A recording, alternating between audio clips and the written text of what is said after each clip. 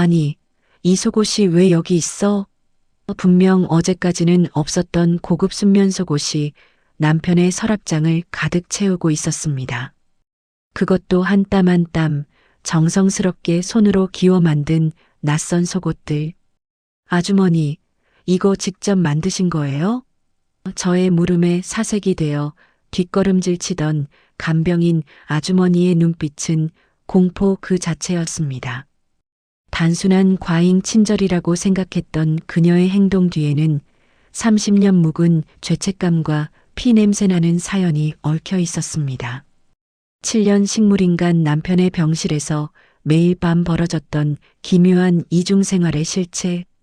오늘의 사연 지금 시작합니다. 구독과 좋아요는 창작자에게 큰 힘이 됩니다. 민석이 누워있는 병실 창가로 오후 햇살이 비스듬히 들이칩니다. 7년이라는 시간 동안 멈춰버린 듯한 이 공간에서 수지는 익숙한 손길로 남편의 베개를 정리하고 있어요. 의식 없이 누워있는 민석의 얼굴은 창백하지만 이상하게도 피부만은 윤기가 돌고 있습니다.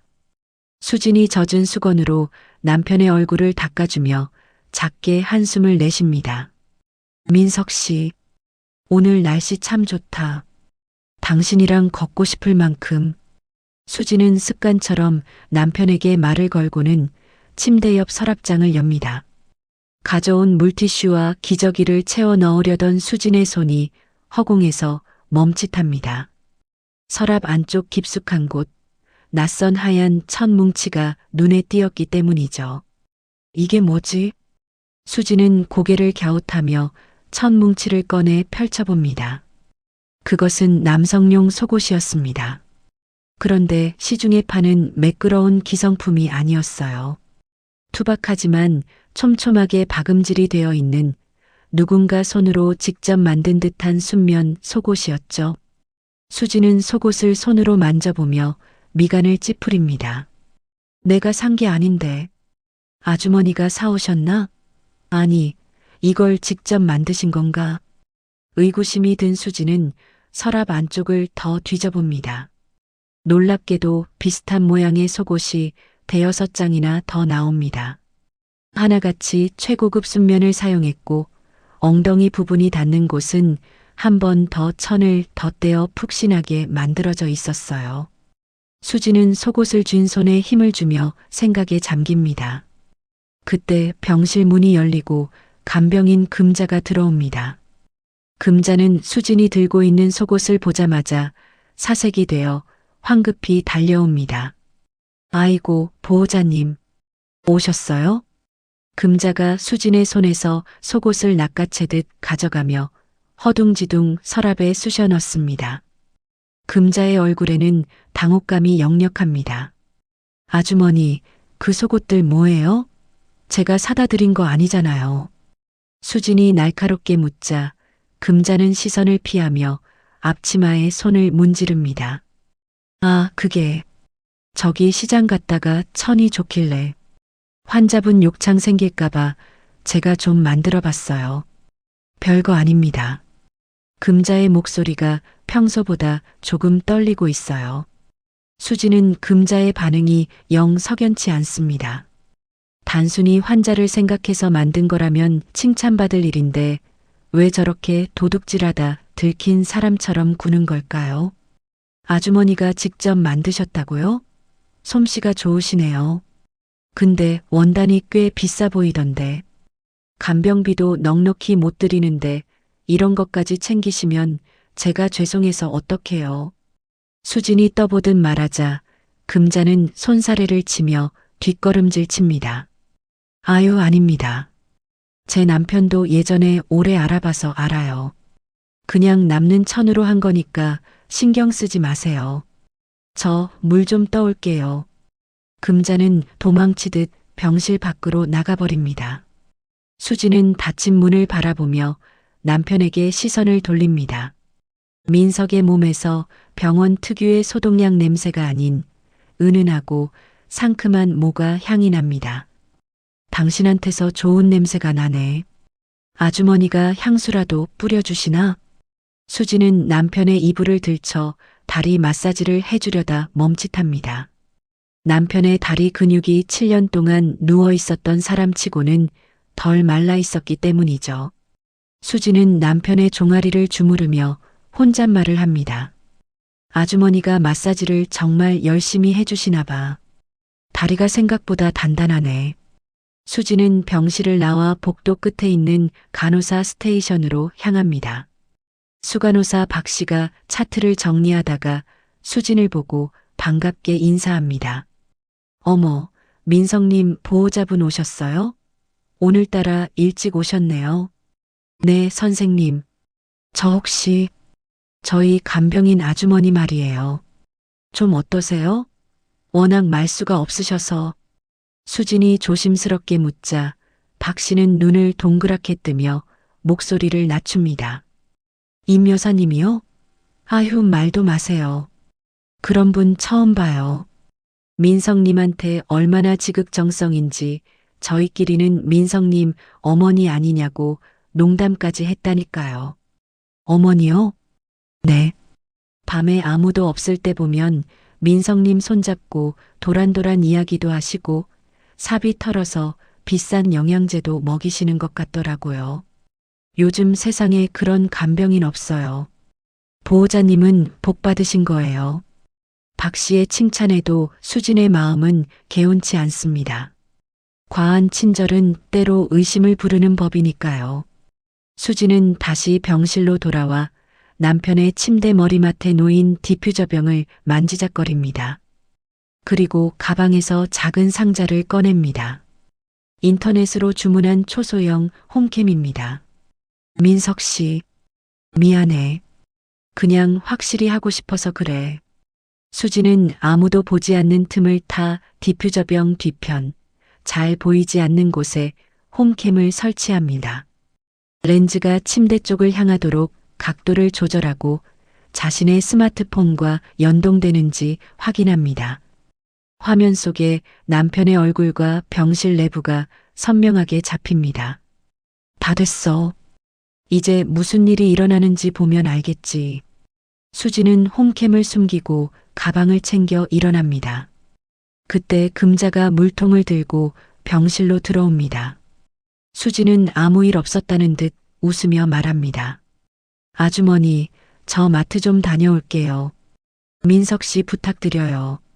네네. 다녀오세요. 조심히요. 금자는 수진이 나가는 것을 보고 안도하는 듯한 표정을 짓습니다. 수진은 병실 문을 닫고 복도를 걸어가면서도 뒤를 돌아봅니다. 왠지 모를 서늘함이 등줄기를 타고 흐릅니다.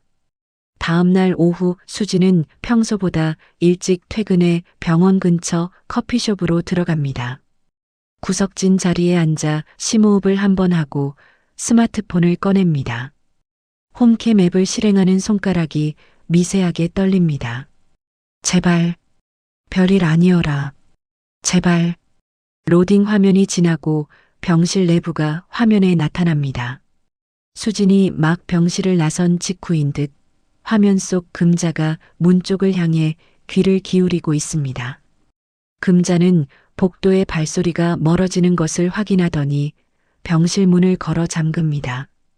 그리고 커튼을 쳐서 창밖의 시선을 차단합니다. 뭐 하는 거지? 수진이 숨을 죽이고 화면을 응시합니다. 금자는 서랍에서 어제 수진이 봤던 그 하얀 수제 속옷을 꺼냅니다. 그러고는 김이 모락모락 나는 뜨거운 물수건을 가져와 민석의 몸을 닦기 시작합니다. 아이고, 우리 아들. 시원하지? 엄마가 깨끗하게 해줄게. 금자의 입에서 나온 말에 수지는 귀를 의심합니다. 엄마, 지금 엄마라고 한 거야? 화면 속 금자는 민석의 굳어가는 팔다리를 정성스럽게 주무르며 땀을 뻘뻘 흘리고 있습니다. 단순한 마사지가 아닙니다. 뼈 마디마디를 누르고 근육을 이완시키는 아주 전문적이고 힘이 많이 들어가는 동작들입니다. 금자의 이마에서 흐른 땀방울이 민석의 가슴 위로 뚝뚝 떨어집니다. 민석아, 조금만 더 참아. 엄마가 미안해. 엄마가 죄인이야. 금자는 민석의 엉덩이를 들어 올려 뽀송뽀송한 새속옷을 입힙니다. 그러고는 민석의 발을 자신의 허벅지 위에 올리고 주무르기 시작합니다. 금자의 표정은 고통스러워 보일 정도로 일그러져 있습니다. 으흑, 으흐흑. 갑자기 금자가 민석의 발에 얼굴을 묻고 소리 없는 오열을 토해냅니다. 어깨가 격렬하게 들썩입니다. 수지는 그 모습을 보며 입을 틀어막습니다. 불륜이나 학대를 의심했던 자신의 예상이 완전히 빗나갔기 때문입니다. 도대체 저게 무슨 상황이야? 왜 저렇게 우는 건데? 금자는 한참을 그렇게 울더니 다시 고개를 듭니다. 눈물 범벅이 된 얼굴로 민석의 뺨을 어루만집니다. 내 새끼, 불쌍한 내 새끼, 내가 죽일년이지. 내가 널 이렇게 만들고. 흑흑. 금자의 손길은 애절하다 못해 처절해 보입니다. 수지는 혼란스러움에 머리가 어지러울 지경입니다. 저 여자는 도대체 누구길래 남편에게 저런 말을 하는 걸까요? 그때 화면 속 금자가 화들짝 놀라며 문 쪽을 바라봅니다. 병원 복도에서 웅성거리는 소리가 들려오는 듯합니다. 금자는 황급히 눈물을 닦고 민석의 귀를 두 손으로 막습니다. 마치 바깥의 소음을 듣지 못하게 하려는 것처럼요. 안 돼. 듣지 마. 우리 아들은 좋은 것만 들어야 해. 금자의 행동은 마치 맹수가 새끼를 보호하려는 본능처럼 보입니다. 수지는 화면에서 눈을 떼지 못한 채 불안한 마음으로 커피숍을 뛰쳐나옵니다. 병원 쪽에서 무슨 일이 벌어지고 있는 게 분명합니다. 무슨 일이지? 설마. 수지는 달리는 내내 심장이 터질 것 같습니다. 남편의 병실에서 벌어지고 있는 이 기이하고 슬픈 연극의 정체를 밝혀야만 합니다. 수진의 발걸음이 점점 빨라집니다. 병원 건물이 눈앞에 가까워질수록 알 수 없는 소란스러운 소리가 점점 커져만 갑니다. 수지는 터질 듯한 심장을 부여잡고 커피숍 문을 박차고 나옵니다. 홈캠 화면 너머로 들리던 고성이 환청이 아니라는 것을 증명하듯 병원 입구 쪽에서 사람들의 비명과 웅성거림이 파도처럼 밀려옵니다. 비켜. 다 비키라고. 병원 로비에 들어선 수진의 눈에 믿기 힘든 광경이 펼쳐집니다. 검은 양복을 입은 사내 셋이 안내 데스크를 점거하고 난동을 부리고 있습니다. 그중 우두머리로 보이는 목에 굵은 금목걸이를 한 남자가 접수대 직원의 멱살을 잡고 흔듭니다. 바로 악명 높은 사채업자 박철호입니다. 박민석, 7년 동안 식물인간 행세하며 숨어있는 그 새끼 어디 있냐고. 몇 호실이야. 철호가 쩌렁쩌렁하게 고함을 지르자 로비에 있던 환자들과 보호자들이 겁에 질려 뒷걸음질 칩니다.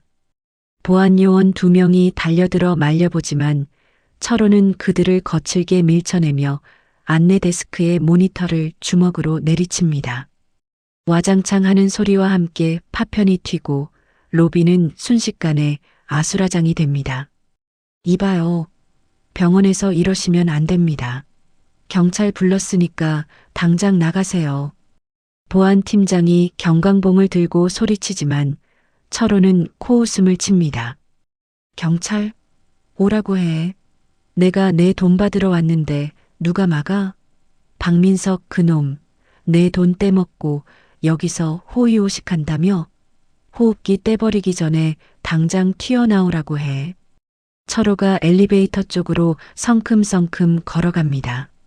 수지는 기둥 뒤에 숨어 그 모습을 지켜보며 발을 동동 구릅니다. 지금 당장이라도 뛰쳐나가 막아야 하지만 저 험악한 사내들을 상대하기엔 역부족이라는 공포감이 앞섭니다. 그때 엘리베이터 문이 열리고 누군가가 혜성처럼 튀어나옵니다. 왜소한 체구의 여인, 바로 금자입니다. 금자는 병실에서 보았던 눈물 젖은 얼굴은 온데간데 없이 마치 성난 암사자처럼 철호의 앞을 가로막습니다. 이 짐승만도 못한 놈들, 여기가 어디라고 행패야. 당장 꺼져. 금자가 철호의 가슴팍을 밀치며 악을 씁니다. 철호는 예상치 못한 반격에 잠시 주춤하더니 금자의 얼굴을 확인하고는 비릿한 미소를 짓습니다. 어라? 이게 누구야? 죽은 줄 알았더니 여기서 숨어 살고 있었네. 임금자 씨, 아니 박민석 어머니.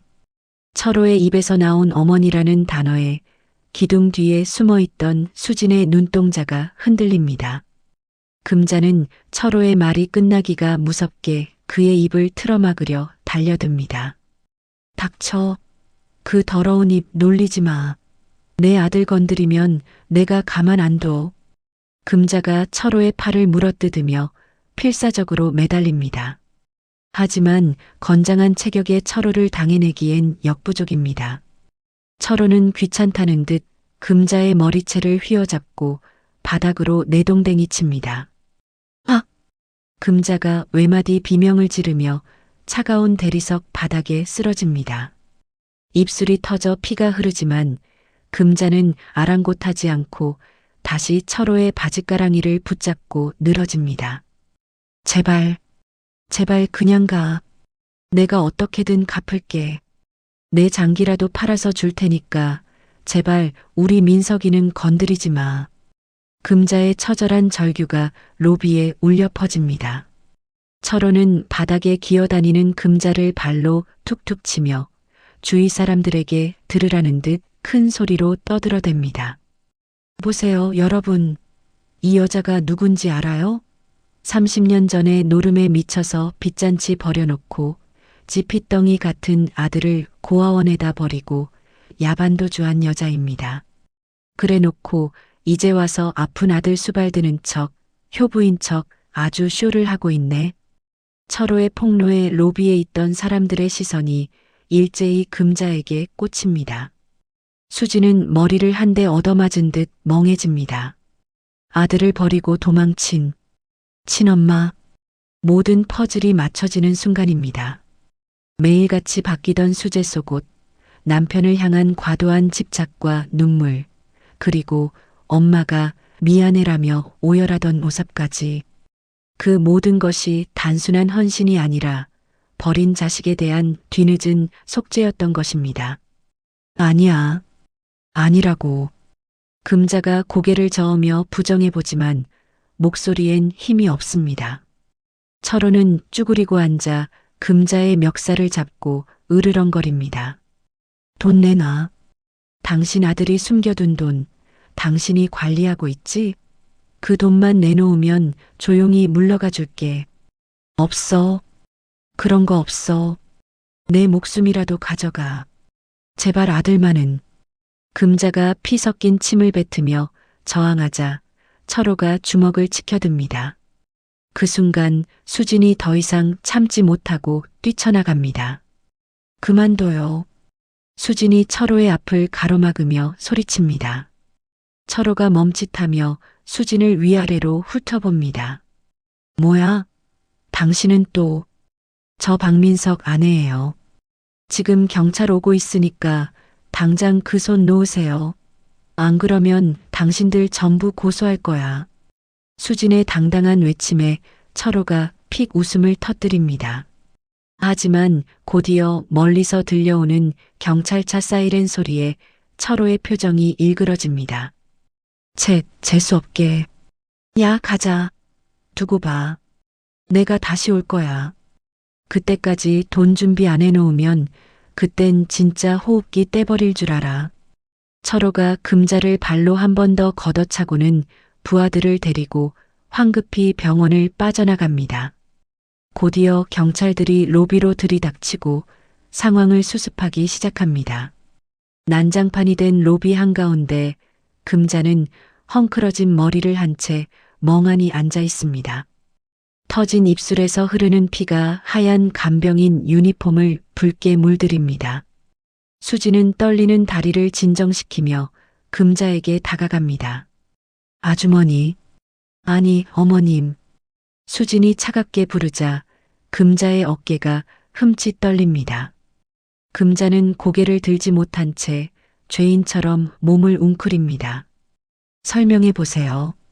방금 저 사람이 한 말 다 사실이에요? 수진의 추궁에 금자가 천천히 고개를 끄덕입니다. 금자의 눈에서 참았던 눈물이 후두둑 떨어져 바닥을 적십니다. 미안해요. 정말 미안해요, 보호자님. 아니, 묘아가. 금자가 떨리는 손으로 품속을 뒤집니다. 낡고 해진 안주머니에서 꼬깃꼬깃한 비닐봉지에 쌓인 무언가를 꺼냅니다.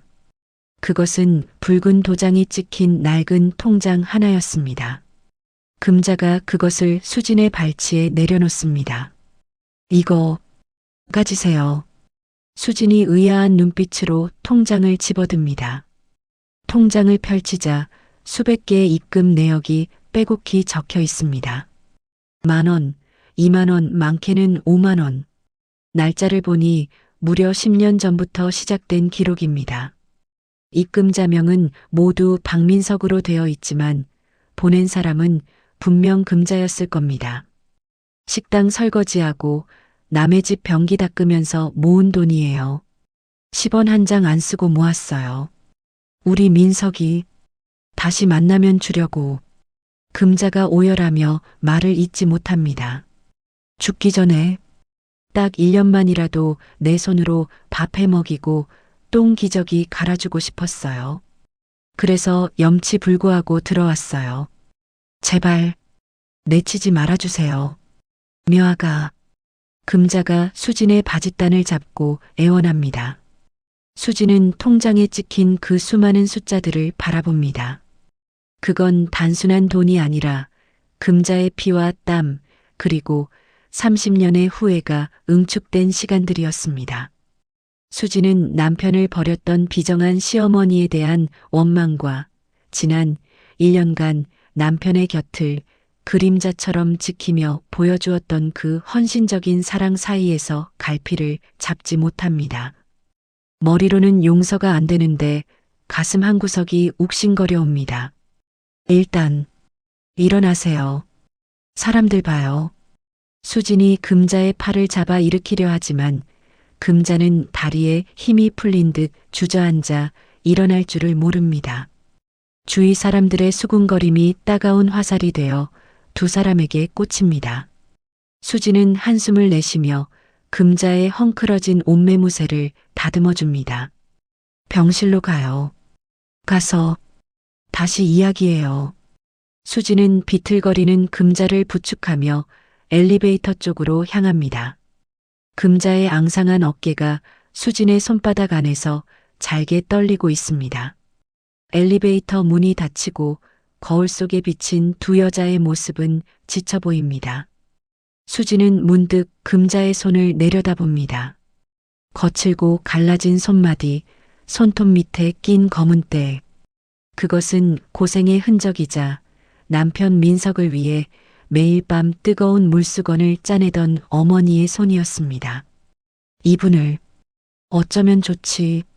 수진의 마음속에 복잡한 감정의 소용돌이가 칩니다. 띵 마이너스 하는 소리와 함께 엘리베이터가 민석이 있는 층에 도착합니다. 문이 열리고 긴 복도 끝에 남편이 누워있는 병실이 보입니다. 그곳에는 아직 끝나지 않은, 아니, 이제 막 시작된 비극적인 가족사가 기다리고 있습니다. 그날 밤 병실 안에는 무거운 침묵만이 감돌고 있습니다. 수지는 보조의자에 앉아 금자가 건네준 낡은 통장을 다시 펼쳐봅니다. 낮에 있었던 소란이 거짓말처럼 느껴질 만큼 병원은 고요하지만 수진의 마음은 폭풍우가 치는 듯 어지럽습니다. 통장 내역은 처참할 정도입니다. XX 식당 설거지, 5호 목욕탕 세신, 건설 일용직, 입금자명 대신 적힌 메모들은 금자가 지난 30년을 어떻게 살아왔는지를 고스란히 보여줍니다. 1,000원, 2,000원, 그렇게 모인 돈이 억 단위가 될 때까지 금자는 자신을 위해서는 단돈 10원도 쓰지 않았던 겁니다. 어머님, 도대체 어떤 마음으로 사신 거예요? 수진이 통장을 덮으며 흐느낍니다. 그때 간호사가 다급하게 병실 문을 두드립니다. 보호자님, 주치의 최 박사님께서 지금 바로 연구실로 오시랍니다. 급합니다. 수지는 불길한 예감에 심장이 덜컥 내려앉습니다. 늦은 밤에 의사가 호출한다는 건 결코 좋은 소식이 아니니까요. 수지는 자고 있는 금자가 깰까봐 조심스럽게 병실을 나섭니다. 최 박사의 연구실 공기는 무겁게 가라앉아 있습니다. 최 박사는 모니터에 띄워진 민석의 혈액 검사 결과를 심각한 표정으로 바라보다가 수진이 들어오자 안경을 벗으며 한숨을 쉽니다. 보호자님, 마음의 준비를 하셔야 할 것 같습니다. 네, 그게 무슨... 갑자기 왜요?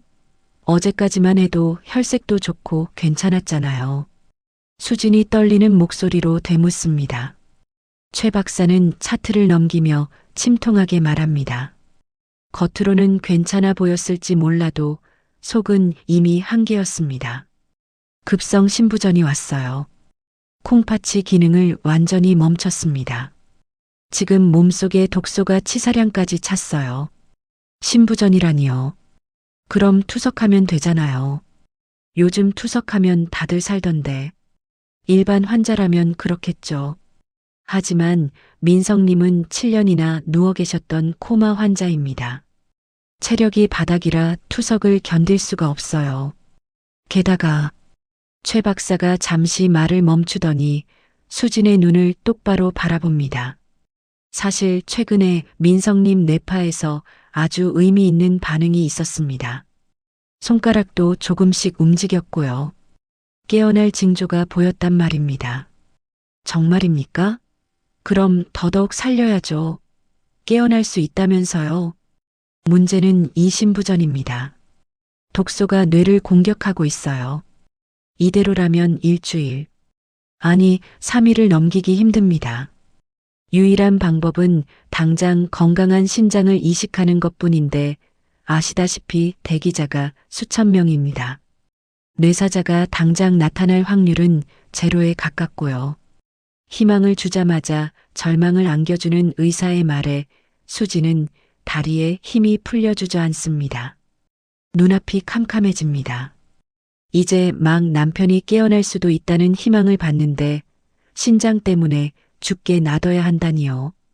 박사님, 제발이요. 돈은 얼마든지 마련해 볼게요. 방법이 없을까요?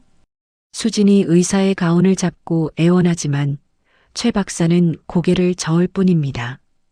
의학적으로 지금 당장 할 수 있는 건 없습니다. 죄송합니다. 그때 닫혀있던 연구실 문이 벌컥 열립니다. 제 거 쓰세요. 제 콩팥 떼어 가세요. 금자입니다. 언제부터 듣고 있었는지 금자는 헝클어진 머리에 핏기 없는 얼굴로 들이닥칩니다. 그리고 품속에서 꼬깃꼬깃한 서류 봉투 하나를 꺼내 최 박사의 책상 위에 내려놓습니다. 이게 뭡니까? 최 박사가 의아해하며 서류를 꺼내봅니다. 그것은 조직 적합성 검사 결과지였습니다.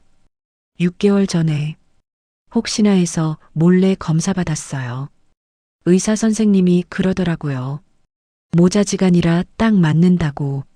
제 거 떼어주면 되잖아요. 당장 수술해 주세요. 금자가 탁자를 치며 소리칩니다. 수지는 멍하니 그 서류를 바라봅니다. 금자는 이미 모든 것을 준비하고 있었던 겁니다. 최 박사는 결과지를 훑어보고는 난감한 표정을 짓습니다. 임금자님, 아니 어머님, 적합성은 맞습니다만 어머님 연세가 60이 넘으셨어요. 게다가 차트 보니까 고혈압도 심하시던데 이 상태로 전신 마취하고 장기 적출하는 건 자살행위나 마찬가지입니다. 내가 죽어도 상관없어요. 내 아들이 죽게 생겼는데 내 목숨이 뭐가 중요해요? 안 됩니다. 환자 살리자고 보호자를 죽일 수는 없어요. 윤리위원회 통과도 어렵고요. 다른 가족분 안 계십니까? 최 박사가 단호하게 거절하자 금자는 그 자리에서 무릎을 꿇습니다. 선생님, 제발요. 제가 죄인이에요. 30년 전에 저 핏덩이 버리고 도망친 천하의 나쁜 년이라고요. 이제야 벌 받으려고 왔는데 내 아들 살릴 기회는 줘야죠. 제발 수술해 주세요. 금자가 바닥에 머리를 찌우며 오열합니다. 쿵, 쿵 소리가 연구실을 울립니다. 어머님, 그러지 마세요. 이러다 다치세요. 수진이 달려들어 금자를 말려보지만 금자의 힘은 쇠처럼 단단합니다. 묘아가, 너도 의사 선생님한테 말 좀 해라. 내 콩팥 쓸만하다고, 나는 괜찮다고 말 좀 해줘. 응? 우리 민석이 살려야지. 내 남편 살려야 할 거 아니냐? 금자가 수진의 손을 잡고 빕니다. 거칠고 투박한 손, 하지만 그 누구보다 뜨거운 체온이 수진에게 전해집니다. 수진은 갈등합니다. 남편을 살리려면 시어머니의 목숨을 걸어야 합니다. 이것이 과연 옳은 선택일까요? 그때 최 박사의 호출기에 요란한 비상벨이 울립니다. 민석의 병실입니다. 코드 블루, 박민석 환자 심정지. 연구실에 있던 세 사람은 누가 먼저랄 것도 없이 병실로 뛰어갑니다. 병실 안은 이미 아수라장입니다. 의료진이 민석의 가슴을 압박하며 심폐소생술을 하고 있고 모니터의 심박 그래프는 일직선을 그리며 삐 소리를 내고 있습니다. 민석아, 안 돼. 가지마. 금자가 침대로 달려들려 하자 간호사들이 막아섭니다. 수지는 하얗게 질린 남편의 얼굴을 보며 입술을 깨뭅니다. 이대로 보내면 평생을 후회할 것 같습니다. 아니, 살릴 수 있는 방법이 있는데 포기하는 건 살인 방조나 다름없습니다. 박사님, 수진이 최 박사를 부릅니다. 최 박사는 땀을 흘리며 심폐소생술을 지휘하고 있습니다. 수술해 주세요. 제가 책임질게요. 저희 어머님 신장 이식해 주세요. 수진의 외침에 최 박사가 고개를 돌립니다. 금자 역시 간절한 눈빛으로 최 박사를 바라봅니다. 잠시 후 민석의 심박이 미약하게 남아 다시 돌아옵니다. 삐 하는 규칙적인 소리가 들리자 최 박사가 거친 숨을 몰아쉬며 말합니다. 지금 당장 수술실 잡으세요. 응급 이식 들어갑니다. 보호자분, 빨리 동의서 작성하세요. 시간이 없습니다. 결국 벼랑 끝에 선택이 내려집니다. 금자의 얼굴에 안도감이 스칩니다. 금자는 간호사의 부축을 받아 수술 준비실로 향하면서도 뒤를 돌아 민석을 봅니다. 고맙다. 살아줘서 고마워, 내 새끼. 수술 준비는 번갯불에 콩 볶듯 빠르게 진행됩니다. 수지는 떨리는 손으로 수술 동의서에 서명합니다. 사망 가능성, 합병증 같은 무시무시한 단어들이 눈에 들어오지만 애써 외면합니다. 수술 당일 아침 동 같습니다. 금자는 환자복으로 갈아입고 이동 침대에 누워 있습니다. 수진이 다가가 금자의 손을 잡습니다. 어머님, 무서우시죠? 죄송해요. 제가 못난 며느리라 어머님한테 이런 짐을 지워드려서. 아니야. 내가 좋아서 하는 일이야. 고맙다, 묘아가. 내 뜻 따라줘서. 금자가 수진의 손등을 토닥입니다. 그러더니 금자가 수진을 가까이 오라고 손짓합니다. 저기, 부탁 하나만 하자. 네, 말씀하세요. 혹시라도 수술하다가 내가 잘못되면, 아니 내가 죽더라도 우리 민석이한테는 절대 말하지 마라. 제 어미가 신장 주고 죽었다고 하면 그놈 성격에 평생 죄책감 가지고 살 거야. 그냥 뇌사자가 기증해 준 거라고 해. 알았지?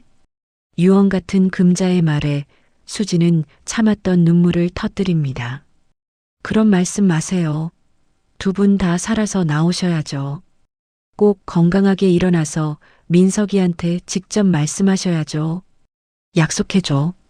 그래야 내가 편하게 눈을 감지. 금자가 재차 다짐을 받으려 합니다. 수지는 울음을 삼키며 고개를 끄덕입니다. 네. 약속할게요. 그러니까 꼭 살아서 나오세요.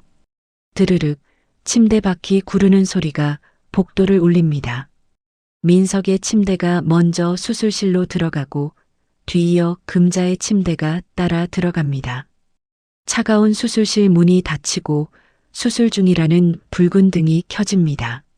수지는 굳게 닫힌 문 앞에 주저앉아 두 손을 모읍니다. 남편과 시어머니 두 사람의 목숨이 저 문 너머에 달려 있습니다. 복도의 시계 초침 소리가 유난히 크게 들려오는 아침입니다. 수술실 앞 대기실의 공기는 차갑고 무겁습니다. 벽에 걸린 전자시계의 붉은 숫자가 1분씩 넘어갈 때마다 수진의 심장도 덜컥거리며 내려앉습니다. 예정된 수술 시간인 6시간은 이미 훌쩍 지났고 어느새 10시간을 향해 가고 있습니다. 창밖은 이미 어둠이 짙게 깔렸습니다. 수지는 입술을 피가 나도록 깨물며 닫힌 문만 하염없이 바라보고 있어요. 제발 두 분 다 무사하기만 해주세요. 제가 더 잘할게요. 제발이요. 수지는 두 손을 모으고 기도하고 또 기도합니다. 그때 수술실 위의 수술 중 램프가 꺼집니다. 굳게 닫혀있던 자동문이 열리고 마스크를 턱 밑까지 내린 최 박사가 걸어 나옵니다. 수술복은 땀과 핏자국으로 얼룩져 있습니다. 수지는 감전된 듯 자리에서 튀어나갑니다. 박사님, 어떻게 됐나요? 민석이는요? 어머님은요? 최 박사는 지친 기색이 역력하지만 입가에 희미한 미소를 띠며 말합니다. 안심하세요. 민석님 수술은 기적적으로 아주 잘 끝났습니다. 거부 반응도 없고요. 새 콩팥이 연결되자마자 소변이 나오는 걸 확인했습니다. 이 정도면 뇌 기능 회복도 기대해 볼 만합니다. 아, 감사합니다. 정말 감사합니다, 선생님. 수지는 다리가 풀려 바닥에 주저앉으며 안도의 눈물을 흘립니다. 하지만 최 박사의 표정이 이내 어두워집니다. 그는 수진을 부축해 일으키며 낮은 목소리로 덧붙입니다. 그런데 어머님이 문제입니다. 네, 어머님이요? 무슨 문제라도. 수술 도중에 심정지가 왔었습니다. 워낙 고령이신데다 혈압 조절이 안 돼서 가까스로 심장은 다시 뛰게 만들었지만 출혈이 잡히지 않아 쇼크 상태에 빠지셨어요. 지금 당장 중환자실로 옮겨서 집중 치료를 해야 합니다. 그게 무슨 말씀이세요? 심장이 멈췄었다니요? 그럼 어머님은 지금 오늘 밤이 고비입니다. 마음의 준비를 조금은 하시는 게 좋겠습니다. 천국과 지옥을 동시에 오가는 소식에 수지는 멍하니 최 박사를 바라봅니다. 그때 뒤이어 또 다른 침대 하나가 급박하게 튀어나옵니다. 온몸에 튜브를 주렁주렁 매단 금자입니다. 얼굴은 백지장처럼 하얗고 산소호흡기에 의지한 가슴만이 위태롭게 오르내리고 있습니다. 어머님, 어머님. 수진이 달려가 보지만 의료진들은 다급하게 금자의 침대를 밀고 중환자실 쪽으로 사라집니다. 뒤이어 나온 민석의 침대는 회복실로 향합니다. 두 개의 침대가 서로 다른 방향으로 멀어지는 것을 보며 수지는 복도 한가운데서 소리 없는 비명을 지릅니다. 3일이라는 시간이 흘렀습니다. 수진에게는 3년과도 같은 긴 시간이었습니다. 민석은 일반 병실로 옮겨졌지만 금자는 여전히 중환자실 유리병 너머에서 사경을 헤매고 있습니다. 수지는 젖은 거즈로 민석의 메마른 입술을 적셔주며 속삭입니다. 민석 씨, 이제 그만 일어나. 얼른 일어나서 나 좀 봐봐. 그때였습니다. 꼼짝도 하지 않던 민석의 눈꺼풀이 파르르 떨립니다. 수지는 숨을 멈추고 남편의 얼굴을 들여다봅니다. 민석의 미간이 찌푸려지더니 굳게 닫혀있던 눈이 천천히 떠집니다. 초점 없는 눈동자가 허공을 헤매다 점차 수진의 얼굴에 머뭅니다. 민석의 입술이 달싹이며 갈라진 목소리가 새어나옵니다. 7년 만에 듣는 남편의 목소리입니다. 민석 씨, 나 보여? 나 누군지 알겠어? 수진이 민석의 손을 꽉 잡으며 묻습니다. 민석은 눈을 몇 번 깜빡이더니 아주 작게 고개를 끄덕입니다. 진아. 그래, 나야. 나 여기 있어. 세상에, 말도 안 해. 우리 남편 진짜 돌아왔구나. 수지는 감격에 겨워 민석의 가슴에 얼굴을 묻고 엉엉 웁니다. 민석은 힘겹게 손을 들어 수진의 머리를 쓰다듬으려 하지만 손에 꽂힌 링거줄 때문에 움직임이 부자연스럽습니다. 민석은 자신의 배 쪽에 느껴지는 묵직한 통증과 낯선 감각에 인상을 찌푸립니다. 배가 아파. 수술해서 그래. 신장 이식 수술 받았어. 이제 독소도 다 빠지고 건강해질 거야. 조금만 참아. 수진의 말에 민석의 눈동자가 흔들립니다.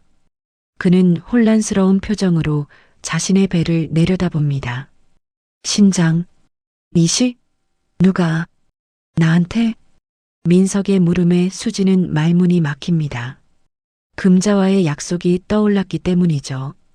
죽어도 비밀로 해달라던 시어머니의 당부. 하지만 수지는 거짓말을 할 수가 없습니다. 지금 민석을 살린 게 누구인지, 그 피가 누구의 것인지 민석은 알아야만 합니다. 그게 저기. 수진이 우물쭈물하자 민석은 본능적으로 뭔가 이상함을 감지합니다. 누구야? 누가 준 거야? 말해봐. 민석의 최근에 수지는 결심한 듯 주머니에서 스마트폰을 꺼냅니다. 민석 씨, 놀라지 말고 봐. 당신을 살린 사람, 그리고 지난 1년 동안 당신 곁을 지켰던 사람이 누군지. 수지는 떨리는 손으로 홈캠 영상을 재생합니다. 화면 속에는 며칠 전 금자가 민석의 발을 씻기며 오열하던 장면이 나옵니다. 내 새끼, 불쌍한 내 새끼. 엄마가 미안해. 엄마가 죄인이야. 작은 스마트폰 화면에서 흘러나오는 금자의 목소리가 병실의 정막을 깹니다. 민석은 화면을 뚫어져라 바라봅니다. 땀범벅이 된 얼굴로 자신의 다리를 주무르고 뽀송뽀송한 속옷을 갈아입혀주는 여인. 30년의 세월이 흘러 늙고 초라해졌지만 민석은 단번에 알아봅니다. 꿈속에서도 잊은 적 없고 사무치게 미워했던 그 얼굴을요. 엄마. 민석의 입에서 믿을 수 없다는 듯 신음이 터져 나옵니다. 이게 엄마라고? 이 사람이 나를 간병했다고? 응. 간병인으로 들어오셔서 1년 동안 당신 돌보셨어. 매일 밤 당신 다리 주무르고 당신 속옷 직접 만들어서 입히고 그러다 당신 신부전 온 거 알고는 망설임 없이 수술대 오르신 거야. 수진의 설명에 민석의 호흡이 거칠어집니다. 말도 안 돼. 날 버렸잖아. 날 버리고 도망갔잖아. 그런데 왜 이제 와서? 민석은 부정하고 싶은 듯 고개를 세차게 젓습니다. 하지만 화면 속 금자는 계속해서 민석의 발에 입을 맞추며 사랑한다, 미안하다를 반복하고 있습니다. 그 목소리에 담긴 진심은 7년 동안 굳어있던 민석의 심장을 사정없이 후벼 팝니다. 어머님이 그러셨어. 평생 죄책감 가지고 살았다고. 죽기 전에 딱 1년만이라도 밥 해먹이고 싶어서 오셨대. 당신 살릴 수만 있다면 목숨도 안 아깝다고 하셨어. 거짓말. 거짓말이야. 민석의 눈에서 굵은 눈물방울이 베개 위로 뚝뚝 떨어집니다. 자신의 몸 안에서 뛰고 있는 이 심장이 그토록 증오했던 어머니의 것이라는 사실이 견딜 수 없이 아프고 무겁게 다가옵니다. 그럼 엄마는 어디 있어? 수술했다며? 민석이 다급하게 묻습니다. 수지는 고개를 떨구며 입술을 깨뭅니다. 지금 중환자실에 계셔. 상태가 많이 안 좋으셔. 오늘 밤이 고비래. 뭐, 안 좋아? 민석이 비명을 지르며 몸을 일으키려 합니다. 링거 거치대가 흔들리고 모니터에서 경고음이 울립니다. 안 돼. 누워있어. 수술한 지 얼마 안 됐잖아. 비켜. 엄마한테 갈 거야. 나 때문에 죽게 놔둘 순 없어. 비키라고. 민석은 극심한 통증에도 아랑곳하지 않고 링거 바늘을 뽑아버리려 합니다. 붉은 피가 솟구쳐 환자복을 적십니다. 민석 씨, 제발 진정해. 이러다 당신도 큰일 나. 수진이 민석을 끌어안고 말려보지만 민석은 짐승처럼 울부짖습니다. 엄마, 내가 잘못했어. 제발 죽지 마. 나 살려놓고 죽으면 어떡해. 엄마. 7년 만에 터져나온 민석의 절규가 병실을 가득 메웁니다. 그것은 30년 동안 꾹꾹 눌러왔던 그리움이자 뒤늦게 깨달은 어머니의 사랑에 대한 처절한 답가였습니다. 수지는 오열하는 남편을 품에 안고 함께 웁니다. 열린 문틈으로 지나가던 의료진들이 안타까운 표정으로 그 모습을 지켜보고 있습니다. 민석의 몸에 새겨진 붉은 수술 자국이 마치 어머니와 아들을 다시 하나로 이어준 핏줄처럼 선명하게 도드라져 보입니다. 병실 안은 민석의 절규와 말리는 의료진의 다급한 목소리로 뒤엉켜 있습니다. 갓 수술을 마친 환자가 침대에서 내려오겠다고 난동을 부리니 간호사들도 어쩔 줄을 몰라 발만 동동 구르고 있죠. 수진이 땀범벅이 된 민석을 뒤에서 껴안으며 울먹입니다. 민석 씨, 제발 진정해. 이러다 수술 부위 터져. 어머님 보러 가려다 당신이 먼저 잘못된다고. 나나 엄마한테 갈 거야. 내 발로 걸어서 갈 거라고. 민석은 고통에 얼굴을 일그러뜨리면서도 침대 난간을 붙잡고 일어서려 안간힘을 씁니다. 배에 감긴 붕대 위로 붉은 피가 배어나오기 시작합니다. 그때 소란을 듣고 달려온 최 박사가 병실 문을 박차고 들어옵니다. 지금 이게 무슨 짓입니까? 환자분 죽고 싶어서 환장했습니까? 최 박사의 호통에 민석이 거친 숨을 몰아쉬며 고개를 듭니다. 눈물과 땀으로 범벅이 된 얼굴로 최 박사를 노려보며 소리칩니다. 비켜요. 우리 엄마가 죽어간다잖아. 아들이 돼서 어떻게 누워만 있어. 나 보내줘요, 제발. 민석의 눈빛은 이미 이성이 아닌 본능만이 남아 타오르고 있습니다. 최 박사는 그 처절한 눈빛을 마주하고는 깊은 한숨을 내쉽니다. 이대로 억지로 제압했다가는 오히려 쇼크가 올 수도 있는 상황입니다. 간호사, 휠체어 가져오세요. 그리고 이동식 산소통이랑 링거 거치대도 같이 준비해요. 네, 박사님, 하지만 지금 이동은 위험합니다. 수간호사가 놀라 만류하지만 최 박사는 단호하게 손을 저으며 말합니다. 환자 의지가 너무 강해요. 이대로 두면 스트레스 때문에 더 위험해집니다. 제가 동행할 테니까 휠체어 태우세요. 대신 보호자분이 옆에서 꽉 잡아주셔야 합니다. 최 박사의 허락이 떨어지자 간호사들이 분주하게 움직입니다. 민석은 휠체어에 옮겨지는 동안에도 신음 한 번 내지 않고 입술을 꽉 깨뭅니다. 수지는 떨리는 손으로 남편의 어깨에 담요를 덮어주고 휠체어 손잡이를 잡습니다. 가자, 민석 씨. 어머님한테 가자. 휠체어 바퀴가 복도를 가르며 굴러갑니다. 민석은 고개를 푹 숙인 채 배를 움켜쥐고 있습니다. 엘리베이터를 타고 중환자실이 있는 층으로 내려가는 동안 무거운 침묵만이 흐릅니다. 띵 하는 소리와 함께 문이 열리고 차가운 공기가 감도는 중환자실 복도가 나타납니다. 수지는 휠체어를 밀고 면회 유리창 앞으로 다가갑니다. 저기 계셔.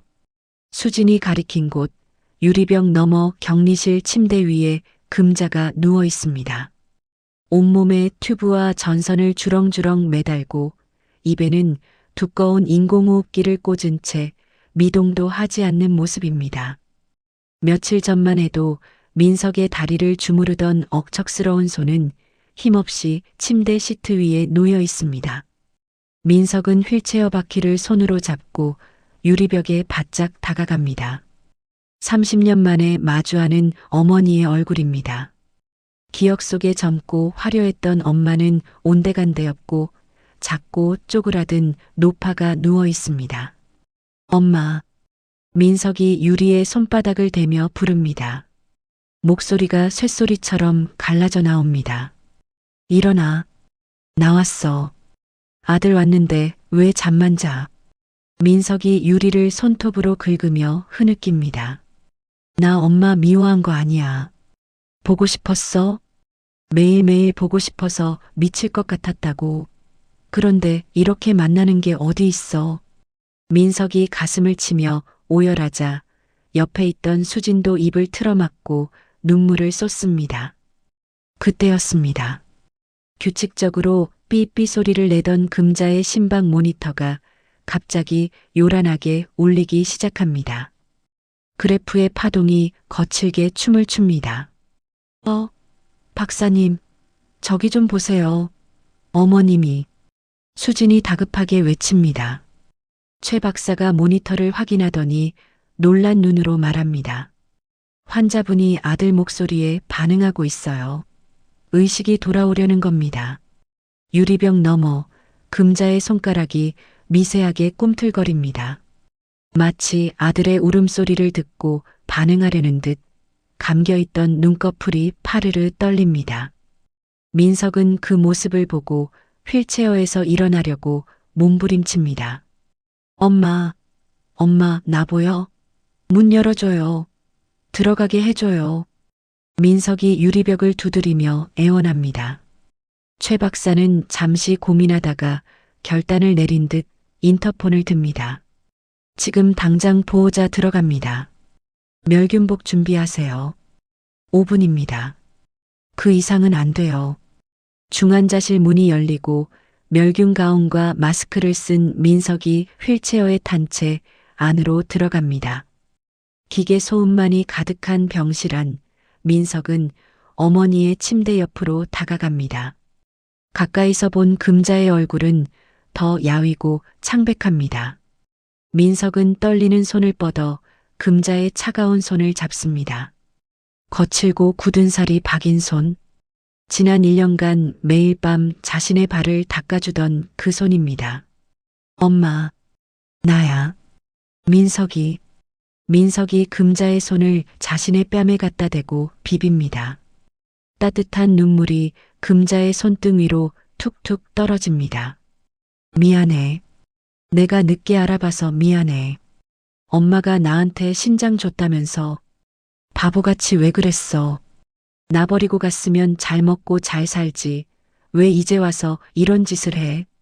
민석의 타박 섞인 울음에 금자의 눈이 천천히 떠집니다. 초점 없는 탁한 눈동자가 허공을 헤매다 아들의 얼굴에 멈춥니다. 산소 마스크 때문에 말은 할 수 없지만 금자의 눈꼬리가 휘어지며 희미한 미소를 짓습니다. 네, 새끼. 금자가 입술을 달싹입니다. 목소리는 들리지 않지만 민석은 그 입모양을 단번에 알아듣습니다. 그래, 엄마 새끼 여기 있어. 건강하게 살아서 엄마 앞에 왔어. 그러니까 엄마도 힘내. 나랑 집에 가야지. 엄마가 해주는 밥 먹고 싶단 말이야. 민석이 아이처럼 엉엉 울며 어머니의 가슴에 얼굴을 묻습니다. 금자의 손이 아주 느리게 움직여 아들의 머리카락을 스칩니다. 힘없는 손길이지만 그 어떤 위로보다 따뜻하게 민석의 마음을 어루만집니다. 수지는 병실 문 밖에서 유리창 너머로 그 모습을 지켜보며 하염없이 눈물을 흘립니다. 30년의 세월, 7년의 단절이 어머니의 희생과 아들의 눈물로 씻겨 내려가는 순간입니다. 병동의 다른 환자들과 간호사들도 걸음을 멈추고 이 기적 같은 재회를 숙연하게 지켜봅니다. 일주일이라는 시간이 더 흘렀습니다. 민석의 회복 속도는 놀라울 정도로 빠릅니다. 어머니의 심장이 제 집을 찾은 듯 완벽하게 적응한 덕분이겠죠. 민석은 이제 휠체어 없이도 수진의 부축을 받아 조금씩 걸을 수 있게 되었습니다. 하나, 둘, 하나, 둘. 민석이 이를 악물고 발을 내딛습니다. 수진이 옆에서 단단히 부축하며 응원합니다. 잘한다. 우리 남편, 어제보다 훨씬 좋아졌네. 빨리 걸어야지. 그래야 엄마한테 걸어가는 거 보여주지. 민석은 이마에 송골송골 맺힌 땀을 닦으며 웃습니다. 두 사람은 힘겹지만 희망찬 걸음으로 일반 병실 복도를 지나 금자의 병실로 향합니다. 금자는 며칠 전 고비를 넘기고 일반 병실로 옮겨졌지만 여전히 기력은 쇠한 상태입니다. 병실 문을 열고 들어가자 금자가 창밖을 멍하니 바라보고 있습니다. 어머님, 저희 왔어요. 수진이 밝게 인사하며 들어갑니다. 금자가 고개를 돌려 아들 내외를 바라봅니다.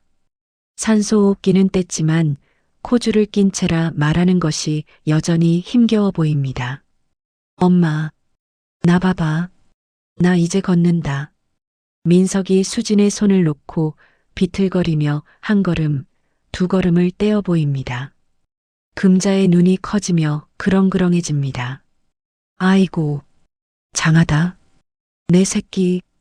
금자가 쉰 목소리로 겨우 내뱉습니다. 민석은 침대 가드레일을 잡고 헐떡이며 앉습니다. 엄마 덕분이야. 엄마가 준 콩팥이 힘이 아주 장사야. 그러니까 엄마도 얼른 일어나서 나랑 산책 가야지. 민석이 금자의 마른 손을 주무르며 너스레를 떱니다. 하지만 금자의 표정은 왠지 모르게 어둡고 불안해 보입니다. 무언가 할 말이 있는 듯 입술을 자꾸만 달싹거리며 수진을 쳐다봅니다. 어머님? 왜 그러세요? 어디 불편하세요? 수진이 걱정스럽게 묻자 금자가 떨리는 손을 들어 허공을 가리킵니다. 묘아가, 저기, 네, 뭐가 필요하세요? 물 드릴까요?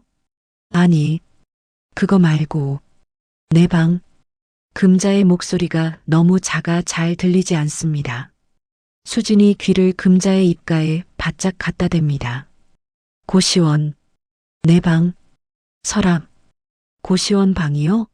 거기에 뭐 두고 오신 거 있으세요? 금자가 힘겹게 고개를 끄덕이며 민석의 눈치를 살핍니다. 그리고는 수진의 손을 꼭 잡고 간절한 눈빛을 보냅니다. 제일 안쪽 서랍, 붉은 보자기. 붉은 보자기요? 그게 뭔데요? 민석이, 얼른 찾아와야 해. 금자는 말을 잇는 것조차 버거운 듯 거친 숨을 몰아쉽니다. 하지만 눈빛만은 또렷하게 무언가를 호소하고 있습니다. 수지는 직감합니다. 단순히 옷가지나 물건을 말하는 게 아니라는 것을요. 알겠어요, 어머님. 제가 지금 바로 가서 찾아올게요. 민석 씨, 당신은 여기서 어머님 좀 보고 있어. 수진이 자리에서 일어나자 민석이 의아한 표정으로 묻습니다. 어디 가는데? 고시원은 왜? 어머님이 급하게 찾으시는 물건이 있나 봐. 내가 얼른 다녀올게. 당신은 무리하지 말고 앉아 있어. 수지는 민석을 안심시키고 병실을 나섭니다. 금자의 눈빛이 수진의 등 뒤를 쫓습니다. 수지는 병원을 나서며 택시를 잡습니다. 기사님, XX 고시원으로 가주세요. 빨리요. 택시 차창 밖으로 스쳐 지나가는 풍경을 보며 수지는 생각에 잠깁니다. 평생을 숨죽여 살아온 시어머니가 목숨이 경각에 달린 순간에 그토록 애타게 찾는 물건은 과연 무엇일까요? 수진의 가슴속에 알 수 없는 불안감과 기대감이 동시에 피어오릅니다. 다음 날 새벽 병원 복도에 요란한 비상벨 소리가 울려 퍼집니다. 잠시 안정을 찾았던 금자의 병실에서 의료진들이 다급하게 뛰쳐나옵니다. 쪽잠을 자던 민석이 소스라치게 놀라 깨어납니다. 불길한 예감이 등줄기를 타고 흐릅니다. 무슨 일입니까? 저희 어머니가 왜요? 민석이 지나가는 간호사의 팔을 붙잡고 묻습니다. 간호사는 땀에 젖은 얼굴로 차트를 넘기며 빠르게 대답합니다. 환자분 바이탈이 급격히 떨어졌어요. 거부 반응이 뒤늦게 온 것 같습니다. 지금 폐혈증 쇼크가 와서 당장 조치하지 않으면 위험해요. 폐혈증이요? 그럼 빨리 치료해 주세요. 뭐 하고 계신 겁니까? 진정하세요. 지금 최 박사님이 오고 계십니다. 그런데 문제가 좀 있어요. 간호사가 말끝을 흐리며 난처한 표정을 짓습니다. 그때 병실 문이 열리고 최 박사가 들어옵니다. 그의 표정은 그 어느 때보다 심각합니다. 박민성님, 상황이 좋지 않습니다. 어머님 신장 수치가 급락해서 투석도 불가능한 상황이에요. 유일한 방법은 특수 면역 억제제와 고용량 항생제를 투여하는 건데 이게 건강보험 적용이 안 되는 비급여 항목입니다. 돈이 문제입니까?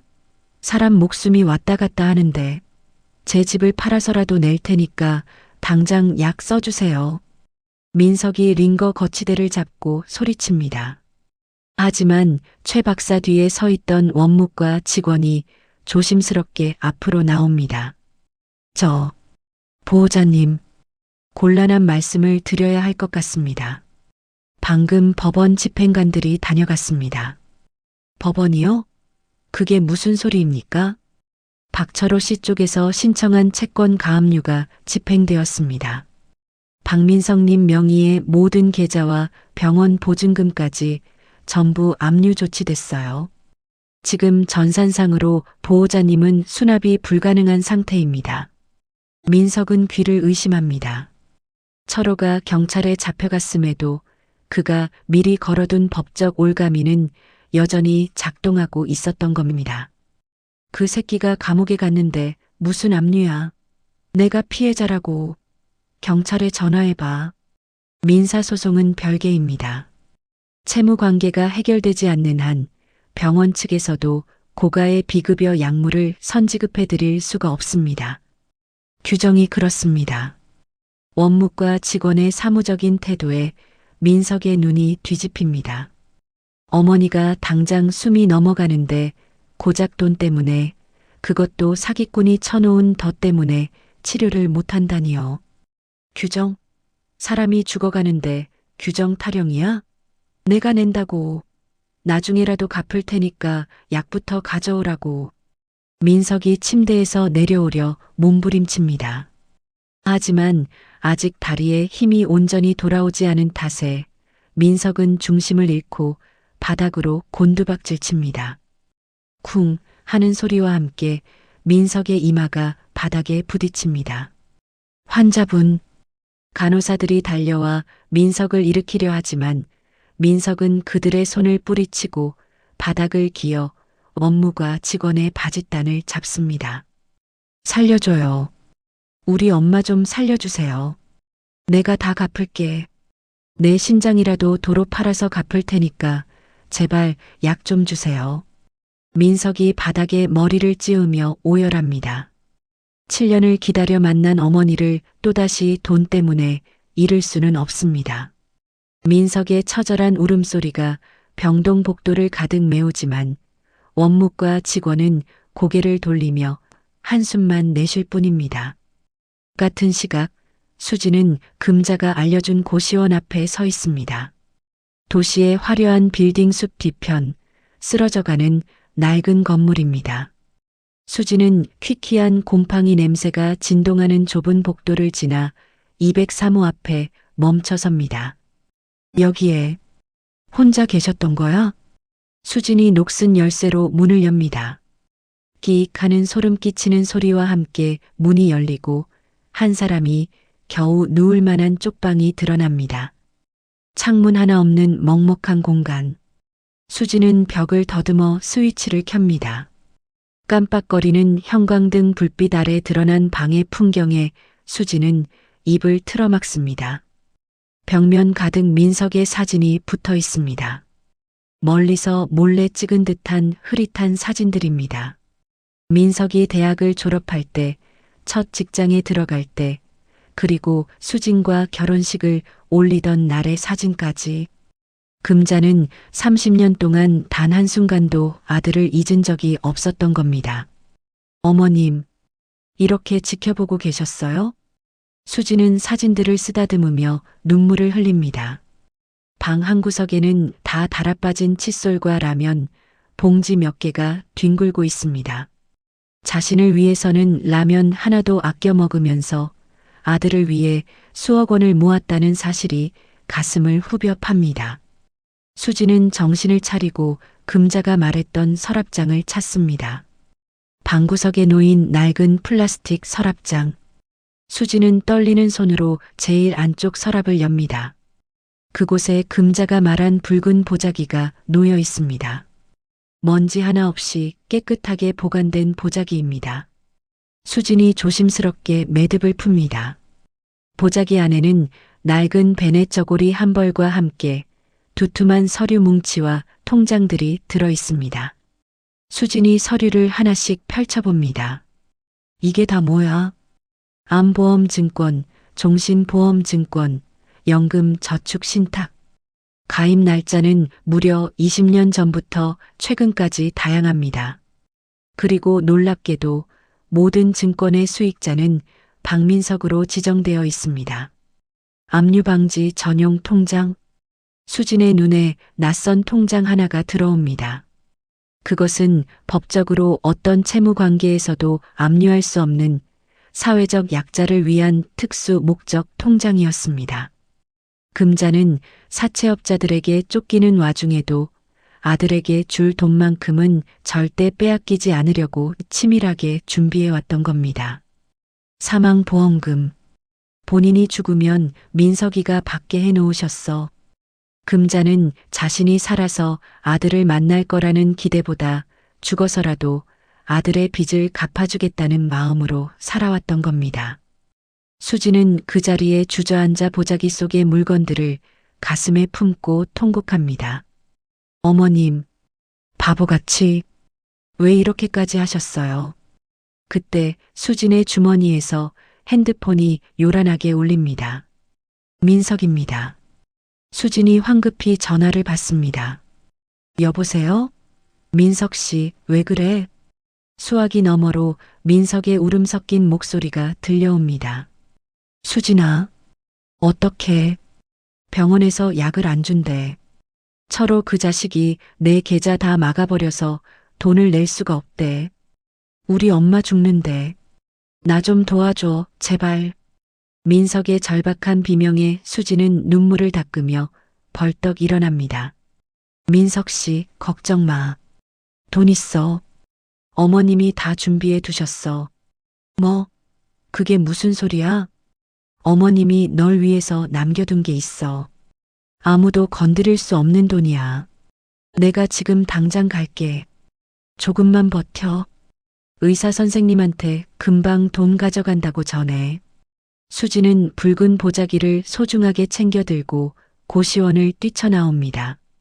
택시를 잡으러 뛰는 수진의 머릿속에는 오직 하나, 시어머니의 목숨을 구해야 한다는 생각뿐입니다. 다시 병원. 민석은 바닥에 주저앉은 채 최 박사의 가온 자락을 붙잡고 늘어집니다. 박사님, 제 아내가 온대요. 돈 가져온대요. 제발요, 약 좀 먼저 써주세요. 제가 각서라도 쓸게요. 민석의 눈물겨운 호소에 최 박사도 마음이 흔들립니다. 원무과 직원은 난색을 표하며 고개를 젓습니다. 규정 위반입니다. 만약 입금이 안 되면 박사님이 책임지셔야 해요. 책임지겠습니다. 최 박사가 결단 내린 듯 짧게 말합니다. 네, 박사님. 제가 보증섭니다. 당장 약제과에 연락해서 약 올리세요. 1분 1초가 급합니다. 환자 잘못되면 그게 더 큰 책임입니다. 어서요. 최 박사의 호통에 원무과 직원이 쭈뼛거리며 물러납니다. 곧이어 간호사들이 분주하게 움직이며 약물을 준비합니다. 민석은 바닥에 엎드린 채 안도의 숨을 몰아쉽니다. 감사합니다. 감사합니다, 선생님. 잠시 후 수진이 숨을 헐떡이며 병실로 뛰어들어옵니다. 그녀의 품에는 붉은 보자기가 들려 있습니다. 민석 씨, 여기. 수진이 달려와 민석을 일으켜 세웁니다. 그리고 민석의 손에 묵직한 서류 뭉치와 통장을 쥐어줍니다. 이게 다 어머님이 널 위해 모아두신 거야. 압류도 안 되는 돈이고 보험금도 당장 받을 수 있는 거야. 이걸로 병원비 다 낼 수 있어. 민석은 떨리는 손으로 어머니가 남긴 유산을 내려다봅니다. 땀과 눈물로 얼룩진 통장들, 그리고 꼬질꼬질한 베네저고리. 그것은 단순한 돈이 아니었습니다. 어머니가 30년 동안 아들을 사랑했던 시간의 무게였습니다. 엄마. 민석이 베네저고리를 얼굴에 비비며 흐느낍니다. 이렇게 준비해 놓고 혼자서 얼마나 외로웠을까. 바보 같은 우리 엄마. 수지는 원무과 직원에게 통장과 증서를 내밀며 단호하게 말합니다. 여기 있어요. 당장 처리해 주세요. 그리고 다시는 돈 문제로 치료 막지 마세요. 원무과 직원이 당황하며 서류를 받아듭니다. 서류를 확인하는 직원의 눈이 휘둥그레집니다. 그 안에 담긴 금액은 병원비를 내고도 남을 만큼 막대한 액수였으니까요. 최 박사가 투약 준비를 마친 간호사들에게 지시를 내립니다. 자, 투약 시작합니다. 바이탈 체크 계속하고 반응 봅니다. 민석과 수지는 서로의 손을 꼭 잡고 유리창 너머 금자를 바라봅니다. 링거줄을 타고 고가의 약물이 금자의 몸속으로 들어갑니다. 제발, 엄마, 제발 힘내. 민석의 간절한 기도가 병실에 울립니다. 금자가 평생을 바쳐 지켜낸 아들의 목소리가 이번에는 금자를 살리기 위해 닿기를 바라면서요. 기계적인 경고음이 멈추고 그래프가 조금씩 안정을 찾아가길 기다리는 시간은 영원처럼 길게만 느껴집니다. 기계적인 경고음으로 가득 찼던 병실에 평온한 정적이 찾아왔습니다. 금자의 몸속으로 투여된 고가의 약물이 마침내 효과를 발휘하기 시작한 것입니다. 요동치던 심박수 그래프가 잔잔한 물결처럼 안정을 되찾고 떨어졌던 혈압 수치도 정상 범위를 향해 서서히 올라갑니다. 최 박사가 모니터를 확인하고 안경을 치켜 올리며 깊은 숨을 내쉽니다. 됐습니다. 고비 넘기셨습니다. 약물 반응이 아주 좋습니다. 수치가 안정권으로 들어왔어요. 정말입니까? 이제 우리 어머니 사시는 겁니까? 민석이 최 박사의 가운을 부여잡고 떨리는 목소리로 묻습니다. 최 박사가 민석의 어깨를 두드리며 미소 짓습니다. 네. 어머님 의지가 대단하십니다. 그 독한 약을 다 버텨내시네요. 이제 한숨 돌리셔도 됩니다. 감사합니다. 감사합니다, 선생님. 민석은 바닥에 주저앉아 엉엉 웁니다. 그의 손에는 금자가 30년 동안 간직해온 낡은 베네저고리가 쥐어 있습니다. 꼬질꼬질한 베네저고리에서 나는 묵은 냄새가 민석에게는 그 어떤 향기보다 짙은 어머니의 사랑으로 느껴집니다. 수진이 민석을 부축해 일으키며 함께 눈물을 훔칩니다. 민석 씨, 일어났어? 어머님 이제 괜찮으시대. 정말 다행이야. 응, 엄마가 나 때문에. 나 살리려고 안 죽고 버티신 거야. 바보같이. 민석이 베넷 저고리를 얼굴에 비비며 흐느낍니다. 유리병 너머로 보이는 금자의 얼굴이 조금 전보다 한결 편안해 보입니다. 일주일 후 병원 복도 끝에 있는 2인실 병실로 따사로운 햇살이 비칩니다. 수진이 짐 가방을 들고 들어오며 밝게 웃습니다. 민석 씨, 어머님 침대 정리 다 했어. 이제 두 사람 같이 지내면 돼. 민석이 휠체어에 앉아 침대 시트를 매만지며 고개를 끄덕입니다. 수진아, 고생했어. 1인실은 너무 비싸서 부담됐는데 다행히 엄마랑 같이 쓸 수 있어서 정말 좋다. 그때 간호사들의 도움을 받아 금자가 휠체어를 타고 병실로 들어옵니다. 아직 콧줄을 하고 있지만 눈빛만은 예전처럼 맑아졌습니다. 민석이 휠체어 바퀴를 굴려 금자에게 다가갑니다. 엄마, 이제 우리 한방 써요. 내가 밤새 엄마 지킬 거야. 도망갈 생각하지 마요. 민석의 농담에 금자가 힘없이 웃으며 민석의 손을 잡습니다. 도망은 무슨, 내 새끼 옆에 딱 붙어 있을 거다. 밥은 먹었냐? 아직요. 엄마 오면 같이 먹으려고 기다렸죠. 수진이가 과일 깎아놨어요. 세 사람은 30년 만에 처음으로 한 공간에 모였습니다. 어색할 법도 하지만 죽음의 문턱을 함께 넘어서인지 공기마저 따뜻하게 느껴집니다. 수진이 사과를 깎아 금자의 입에 넣어줍니다. 어머님, 아참. 그리고 걱정거리 하나 덜었어요. 경찰서에서 연락 왔는데 박철호 그 사람 구속영장 떨어졌대요. 철호가? 정말이냐? 금자가 놀란 눈으로 묻자 수진이 고개를 끄덕이며 말을 잇습니다. 네. 병원에서 난동 부린 CCTV랑 어머님 협박했던 통화 녹음까지 다 증거로 제출했어요. 그리고 어머님이 주신 그 통장들 법적으로 완벽하게 보호받는 거라 그쪽에서 손도 못 댄대요. 이제 아무 걱정 안 하셔도 돼요. 아이고, 다행이다. 정말 다행이야. 내가 죽어서나 해결될 줄 알았는데. 금자가 안도의 한숨을 쉬며 눈시울을 붉힙니다. 민석은 주먹을 불끈 쥐며 말합니다. 엄마, 그런 소리 마요. 죽긴 왜 죽어요. 이제 그 나쁜 놈들 얼씬도 못하게 내가 막을 거예요. 그러니까 엄마는 건강만 챙겨요. 알았죠? 민석의 듬직한 말에 금자가 흐뭇한 미소를 짓습니다. 오후가 되자 창밖에서 부슬부슬 비가 내리기 시작합니다.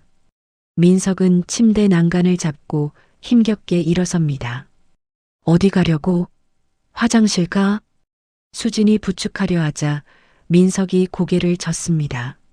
아니, 운동해야지. 언제까지 휠체어만 탈 수는 없잖아. 나 걸어야 해. 민석은 비장한 표정으로 보조기 없이 맨몸으로 서봅니다. 다리가 후들거리고 식은땀이 비 오듯 쏟아집니다. 7년 동안 굳어있던 근육이 비명을 지르는 듯합니다. 민석아, 무리하지 마. 아직 수술한 지 얼마 안 됐잖아. 금자가 걱정스러운 목소리로 말리지만 민석은 입술을 꽉 깨뭅니다. 아니요, 엄마. 나 할 수 있어요. 엄마가 준 콩팥이 힘을 쓰고 있거든요. 보세요. 나 걷는 거 꼭 보여줄 거예요. 민석이 한 발을 떼어봅니다. 바닥에 발을 디디는 순간 찌릿한 통증이 발목을 타고 올라옵니다. 으윽.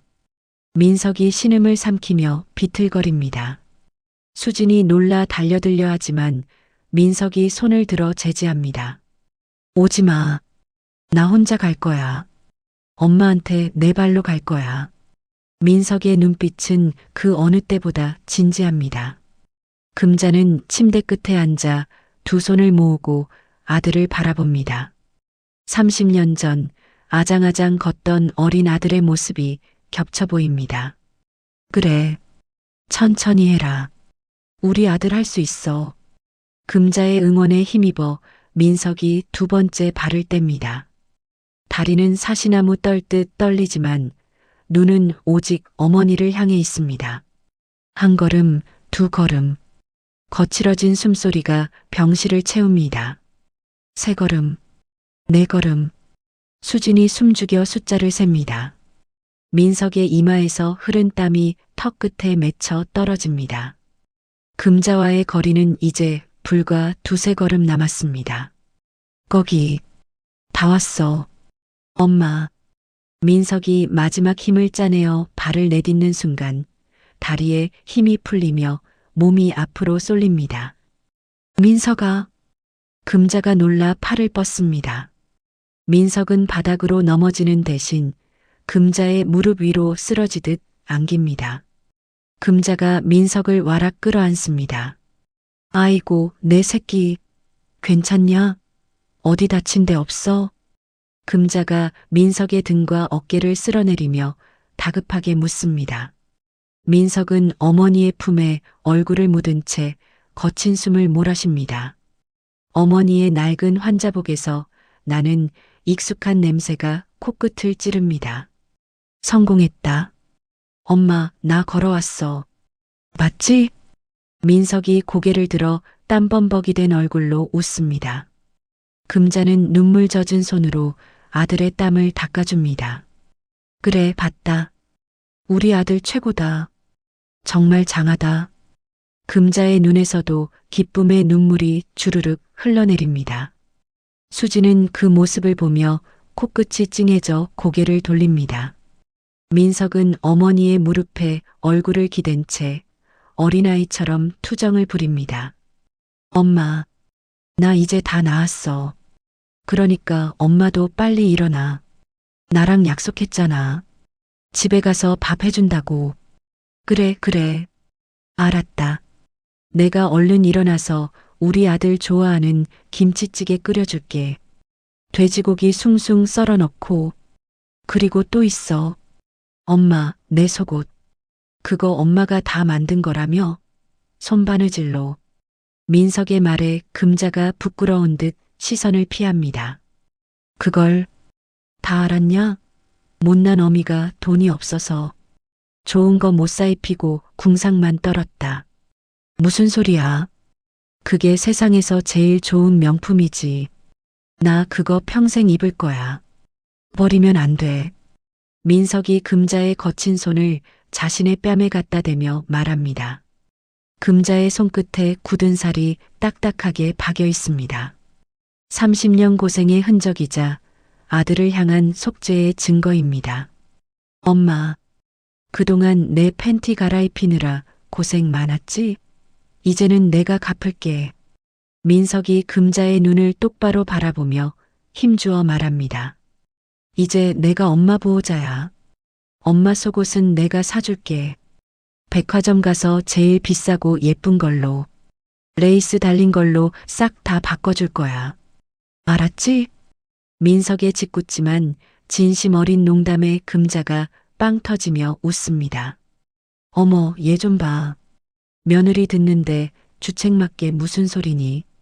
레이스는 무슨. 어머님 좋으시겠어요. 아들이 속옷 사준다는데 거절하지 마세요. 저도 옆에서 제일 화려한 걸로 골라드릴게요. 수진이 거들며 웃음을 보탭니다. 병실 안에 세 사람의 웃음소리가 울려 퍼집니다.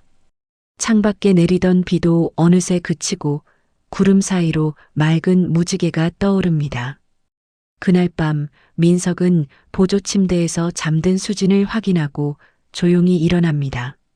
그리고 금자의 침대 옆으로 다가가 쪼그리고 앉습니다. 금자는 색색거리며 곤히 잠들어 있습니다. 민석은 이불 밖으로 나온 어머니의 발을 조심스럽게 만져봅니다. 차갑고 거친 발입니다. 엄마. 민석이 속삭이며 어머니의 발을 자신의 가슴 속에 넣습니다. 따뜻한 체온으로 어머니의 발을 녹여줍니다. 따뜻하지? 내가 엄마 평생 따뜻하게 해줄게. 다시는 춥게 안 할게. 민석의 눈에서 뜨거운 눈물이 흘러내려 어머니의 발등을 적십니다. 잠결인지 금자의 입가에 옅은 미소가 번집니다. 7년 동안 멈춰있던 시간들이 이제야 비로소 따뜻하게 흐르기 시작합니다. 한 땀 한 땀 기워낸 속옷처럼 찢어지고 상처났던 가족의 인연이 다시 단단하게 이어지고 있었습니다. 계절이 4번 바뀌고 다시 겨울의 초입입니다. 차가운 바람이 불어오지만 거리의 풍경은 1년 전 그날처럼 쓸쓸하지 않습니다.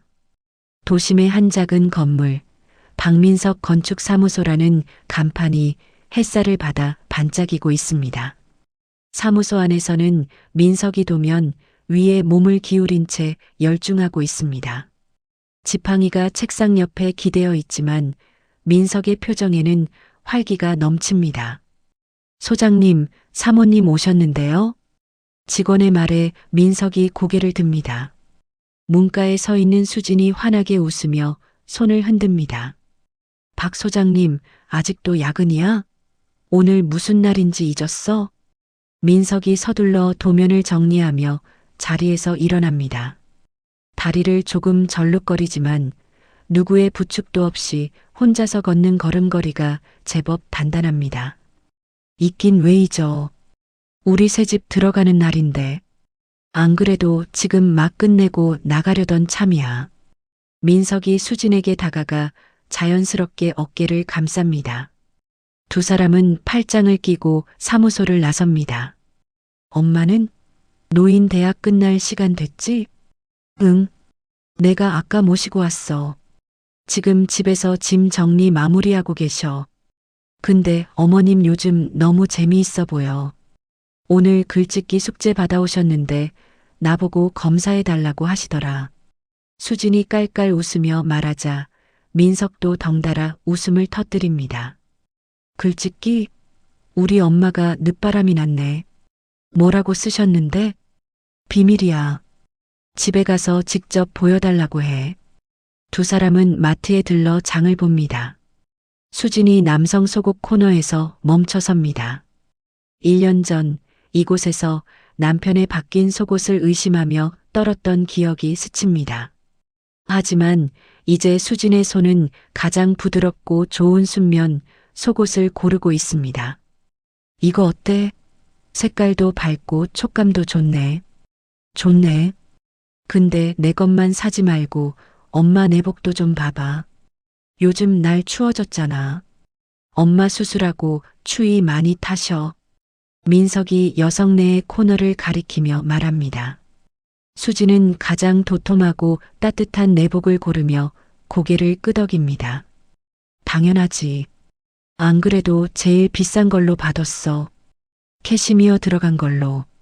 계산대로 향하는 두 사람의 뒷모습이 다정해 보입니다. 과거의 의심과 오해는 이제 서로를 향한 세심한 배려로 바뀌어 있습니다. 차는 도심을 벗어나 한적한 교외로 달립니다. 얼마 후 아담하지만 세련된 2층 단독주택이 모습을 드러냅니다. 입구부터 현관까지 계단 대신 완만한 경사로가 이어져 있고 창문은 햇살을 가득 받을 수 있도록 큼직하게 나 있습니다. 민석이 휠체어를 타던 어머니와 불편한 자신의 다리를 고려해 직접 설계한 베리어 프리베리어 마이너스 프리 하우스입니다. 와, 드디어 완성이네. 당신 진짜 고생했어. 수진이 감탄하며 차에서 내립니다. 현관문이 열리고 앞치마를 두른 금자가 종종 걸음으로 나옵니다. 왔냐? 아이고, 밖이 많이 춥지? 얼른 들어와라. 금자의 얼굴이 1년 전보다 훨씬 편안하고 좋아 보입니다. 신장 하나를 내어주었지만 아들의 사랑을 채워 넣은 덕분인지 혈색이 돕니다. 민석이 금자의 손을 잡으며 짐을 받아듭니다. 엄마, 무리하지 말라니까. 짐은 이삿짐 센터에서 다 해주는데 뭐하러 나왔어. 가만히 있으면 몸이 더 쑤셔. 그리고 내 새끼들 살 집인데 내가 쓸고 닦아야지. 세 사람은 집 안으로 들어갑니다. 거실은 나무 향기가 은은하게 배어 있고 바닥은 따끈따끈합니다. 이삿짐 박스들이 한쪽에 쌓여 있습니다. 민석은 박스를 풀다가 깊숙한 곳에서 낯익은 물건을 발견합니다. 1년 전 수진이 병실에 몰래 설치했던 홈캠입니다. 이거. 민석이 홈캠을 들어 올리자 수진이 얼굴을 붉히며 웃습니다. 아, 그거. 아직 안 버렸어? 이걸 왜 버려? 이게 우리 은인인데. 이거 아니었으면 나 평생 엄마 오해하고 살았을 거 아니야. 민석이 홈캠을 만지작거리며 금자를 바라봅니다. 금자는 쑥스러운 듯 먼지를 터는 척하며 딴청을 피웁니다. 망측하게. 그딴 걸 뭐하러 가지고 있어. 버려라, 버려. 싫어. 갑으로 물려줄 거야. 나중에 우리 애 낳으면 다 보여줄 거야. 할머니가 아빠 얼마나 사랑했는지. 민석은 장난스럽게 말하며 홈캠을 거실 장식장 가장 잘 보이는 곳에 올려둡니다. 그 옆에는 금자가 서툰 글씨로 쓴 편지가 액자에 넣어져 있습니다. 민석아, 밥 많이 먹어라. 사랑한다. 맞춤법은 삐뚤빼뚤하지만 그 안에 담긴 진심은 그 어떤 명필보다 아름답습니다. 민석은 편지 옆에 또 하나의 액자를 겁니다. 투명한 유리 액자 안에는 낡고 해진 손바느질 자국이 선명한 하얀 순면 속옷 한 장이 들어 있습니다. 어머, 당신 저걸 정말 거실에 걸 거야? 수진이 놀라며 묻자 민석이 진지한 표정으로 고개를 끄덕입니다. 당연하지. 이게 우리 집 보물 1호야. 엄마가 땀 흘려 만든 예술 작품이라고. 금자는 얼굴이 빨개져서 손사래를 칩니다. 아이고, 남 부끄럽게 팬티를 거실에다 걸어놓는 집이 어디 있니? 당장 떼라. 왜? 남 볼 때마다 힘이 나는데? 내가 힘들 때마다 저거 보고 다시 일어섰잖아. 민석이 고집을 피우자 금자도 못 이기는 척 웃음을 터뜨립니다. 거실 벽면은 금자의 사랑이 담긴 물건들로 채워져 갤러리처럼 따뜻한 분위기를 자아냅니다. 딩동 마이너스. 초인종 소리가 울립니다. 이사 기념 가족사진을 찍기로 한 사진사가 도착했습니다. 세 사람은 옷매무새를 다듬고 마당으로 나갑니다. 마당 한가운데에는 잎을 다 떨군 모과나무 한 그루가 서 있습니다. 자, 여기 나무 아래서 찍으시죠. 햇살이 딱 좋네요. 사진사의 말에 금자가 가운데 의자에 앉고 민석과 수진이 양옆에 섭니다. 민석은 금자의 어깨에 손을 올리고 수진은 금자의 팔짱을 낍니다. 어머님, 웃으세요. 김치. 김치. 금자가 어색하게 미소 짓자 민석이 금자의 귀에 대고 속삭입니다. 엄마 사랑해. 그 순간 금자의 얼굴에 꽃이 피듯 환한 웃음이 번집니다. 찰칵. 셔터 소리와 함께 세 사람의 가장 행복한 순간이 사진 속에 담깁니다. 사진사는 디지털 카메라 화면을 보여주며 감탄합니다. 와, 정말 잘 나왔네요. 가족분들이 다들 인상이 너무 좋으세요. 특히 어머님 미소가 100만 불짜리네요. 그럼요. 누구 엄마인데요? 민석이 으쓱하며 대답합니다. 즉석에서 인화된 사진 아래에 민석은 펜을 꺼내 꾹꾹 눌렀습니다. 2번째 생일. 사랑하는 가족과 함께. 민석에게는 7년 만에 깨어난 날이, 그리고 금자와 다시 가족이 된 날이 진정한 2번째 생일인 셈입니다. 날이 어둑어둑해지자 주방에서 구수한 냄새가 풍겨옵니다. 금자가 실력 발휘를 한 된장찌개가 보글보글 끓고 있습니다. 자, 밥 먹자. 이사하느라 고생들 했는데 많이들 먹어라. 금자가 김이 모락모락 나는 뚝배기를 식탁 가운데 놓습니다. 두부와 호박 그리고 돼지고기가 듬뿍 들어간 민석이 꿈에서도 그리워했던 바로 그 엄마표 찌개입니다. 잘 먹겠습니다. 민석과 수진이 크게 외치며 숟가락을 듭니다. 민석이 국물을 한 숟가락 떠먹더니 감탄사를 연발합니다. 역시 이 맛이야. 병원 밥 먹으면서 이 맛이 얼마나 생각났는지 몰라.